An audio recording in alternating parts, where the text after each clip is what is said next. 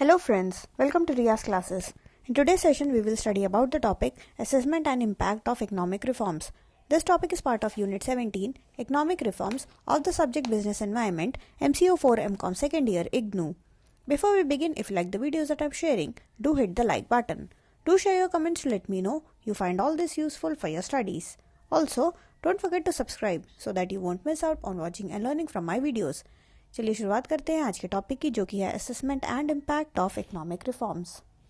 तो जितने भी हमने इकोनॉमिक रिफॉर्म्स किए हैं तो उन सब का क्या इम्पैक्ट रहा है, उसका क्या इम्पैक्ट रहा है वो आप तभी जान पाओगे जब आप जो है उसका एक अप्रेजल करोगे, उसका एक आप असेसमेंट करोगे। तो असेसमेंट का सिंपल मतलब यही रहता है कि हम जो है अचीवमेंट्स देखेंगे और हम जो है शॉर्ट कमिंग्स देखेंगे। Achievement as well as shortcoming की हमने जितने भी रिफॉर्म्स करे हैं उन सब से कंट्री का क्या फ़ायदा हुआ है या फिर हम नुकसान हुआ है।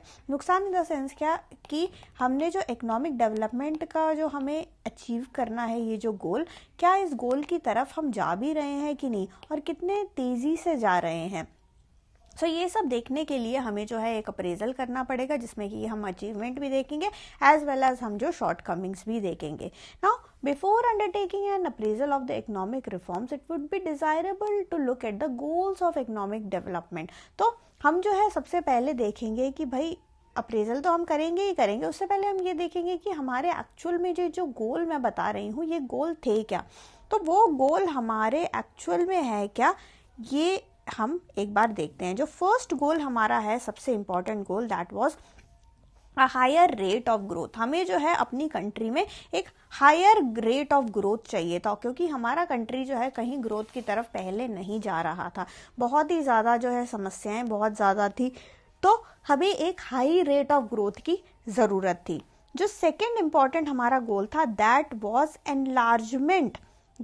Enlargement of employment potential leading to full employment. तो एम्प्लॉयमेंट के क्या जो एरिया है वहाँ पे भी हम जो है काफ़ी ज़्यादा पीछे थे। बाहर पहले जो है बहुत ज़्यादा अनएम्प्लॉयमेंट हुआ करता था, जिसके कारण हमें लगा कि भाई लोगों का ना कोई स्टैंडर्ड ऑफ लिविंग है, सब ऐसे गरीबी में जी रहे हैं, तो इससे किसी का भी, हमारे जो सिटीजन्स है कंट्री का, उनका ना डेवलपमेंट हो रहा है ना कुछ हो रहा है। तो ये हमारा अगेन एक गोल था कि फुल एम्प्लॉयमेंट वाला गोल।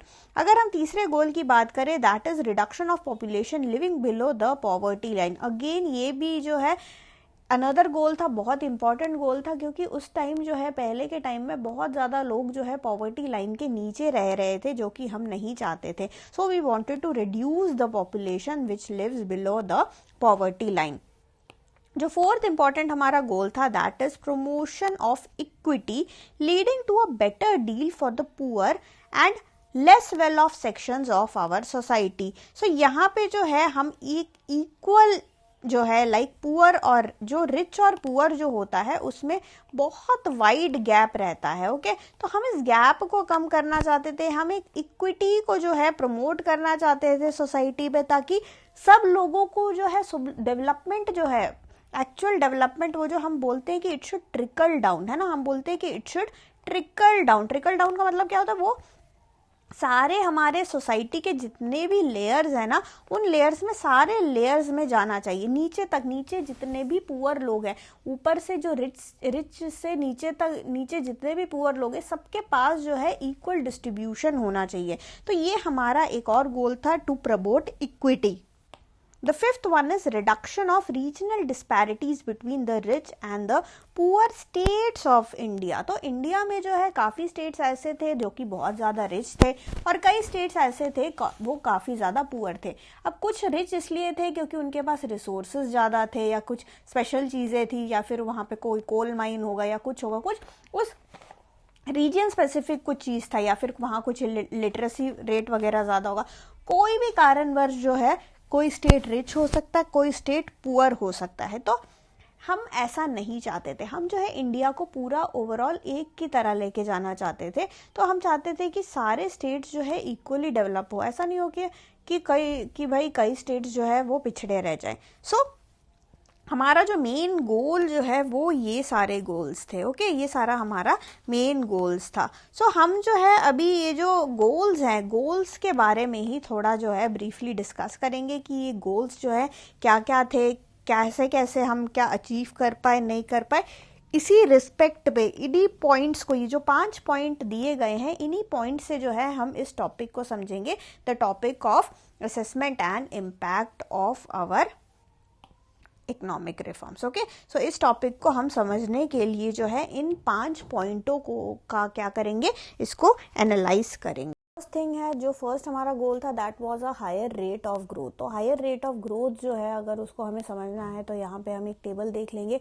टेबल 17.1 जो है आपके बुक्स में दिया गया है, which shows the GDP growth at factor cost. Okay, so this is GDP, rupees आपको दे रखा है, ये करोड़ों में दे रखा है, and this is your GDP growth rate and at the prices of 1993-94। तो यहाँ पे जो है वेरियस ईयर दे के रखे हैं, 1980s से लेकर जो है 2002 तक का जो है ईयर दे रखा है। अगर आप डेटा को देखोगे तो डेटा में देखो पहले जो था काफ़ी कम था, 91-92 का ये जो एरिया है, ये जो एरा है, इसमें जो है काफ़ी ज़्यादा देखो 1990-91 ये जो है ये हमारा इंपॉर्टेंट एरा है। ओके, 1991 जो है ये वो एरा था जिसके बाद जो है काफ़ी ज़्यादा रिफॉर्म्स जो हैं आए थे। तो इसके बाद का अगर हम डेटा देखें तो आप जीडीपी ग्रोथ रेट का फिगर देखोगे कि ठीक है, पहले तो कम था, इट वाज 1.3, फिर वो बढ़ के हुआ 5.1, 5.9, यहाँ पे देखो वो बढ़ ही रहा है। Okay, it is increasing, it is increasing, it is increasing. But यहाँ पे आते आते 96, 97, यहाँ पे आते आते इसके बाद जो है ये फिगर जो है आपका जो है थोड़ा कम होता चला जा रहा है। 4.8 हो गया, 7.8 से सीधा 4.8 हो गया। फिर यहाँ पे चलो थोड़ा सा इम्प्रूवमेंट आपको दिखा, 6.5 हुआ, बट स्टिल वो जो है वो ड्रॉप होता चला गया। ओके, ड्रॉप हो के वो 4 पे पहुँच गया। तो यहाँ पे जो है खास कुछ आपको दिख नहीं रहा है कि अगर हम बोले, अगर हम एवरेज ले लेते हैं 1980, 81 और 91 का, प्लस 1991 से लेकर 2001, 2002 का, तो ये हमने एवरेज इसलिए लिया है क्योंकि ये प्री वो वाला, जैसे 1991 को हमने बेस ईयर माना है क्योंकि यहाँ पे सबसे इम्पोर्टेंट रिफॉर्म्स वगैरह हुए थे।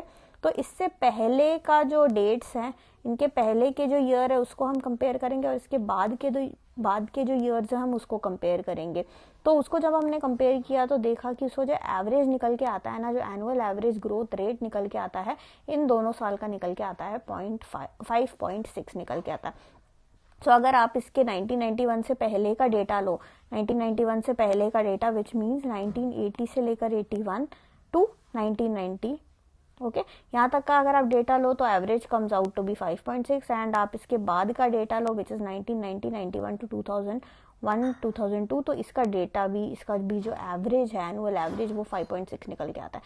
तो भाई मतलब रिफॉर्म्स के बाद भी वही हाल है, रिफॉर्म्स के पहले भी वही हाल है। तो अगर हम बोलें कि भाई क्या वो गोल जो है अचीव हुआ कि नहीं, अगेन हम यहाँ पे असेसमेंट कर रहे हैं, हमारा टॉपिक असेसमेंट का है। तो अगर हम असेसमेंट करें तो आप क्या बोलोगे, इज इट हिट और फेल? वो हिट और फेल तो देखो फेल ही है एक तरीके से। रिफॉर्म के बाद भी वही हाल है, रिफॉर्म से पहले भी वही हाल था। तो क्या हुआ? कुछ हुआ नहीं, कुछ फायदा जो है यहाँ पे आपको ऑब्वियसली यहाँ पे कुछ जो है यहाँ पे आपको दिख नहीं रहा है, आपको सिमिलर ही दिख रहा है फिगर्स। तो यहाँ पे इतना ज़्यादा परफॉर्मेंस हम बोलें कि बहुत खास अच्छा परफॉर्मेंस हुआ या कुछ ऐसा परफॉर्मेंस यहाँ पे आपको देखने को नहीं मिलेगा।